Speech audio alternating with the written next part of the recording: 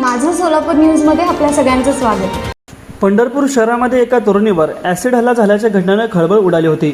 मात्र या प्रकरणी पोलिसांनी केलेल्या तपासात धक्कादायक माहिती समोर आली आहे। तरुणीवर इतर कोणी नाही तर तिने स्वतःच ॲसिड हल्ला केला। तिच्या जबाबात विसंगती आढळल्यानंतर सखोल चौकशीत तिने स्वतः ही माहिती पोलिसांना देखील दिली आहे। याबाबत मिळालेली माहिती अशी की रविवारी रात्री 8:30च्या सुमारास तरुणीवर ॲसिड हल्ला झाल्याची बातमी वाऱ्यासारखी पसरली। रुग्णालयात तिला दाखल करण्यात आलं। पोलिसांनी तिचा जबाब नोंदवून घेतल्यानंतर तपासही केला, पण तरुणीने जे ठिकाण सांगितले तिथे जवळपास CCTV नव्हते आणि अंधार देखील होता। तरुणीची पुन्हा एकदा चौकशी केली असता तिने स्वतः टॉयलेट स्वच्छ करण्याचं ॲसिड ओतून घेतल्याचं सांगितलं। यानंतर अज्ञाताने ॲसिड हल्ला केल्याचा बनाव रचला। पोलिसांनी परिसरातील CCTV फुटेज तपासला असता काही संशयास्पद हालचाल आढळून आली नाही। पीडित तरुणीच्या जबाबात विसंगती दिसून येत होती। तिची पुन्हा एकदा कसून चौकशी केल्यानंतर स्वतःच हा बनाव रचल्याचं तिने सांगितलं। पोलिसांनी तरुणीचा जबाब कुटुंबीय डॉक्टरांच्या समोर व्हिडिओ रेकॉर्ड केला असून या तरुणीने सांगितले की गेल्या काही वर्षांपासून लिव्हरच्या आजाराने त्रस्त आहे। वेगवेगळ्या डॉक्टरांकडे उपचार केले तरी काहीच फरक पडत नव्हता।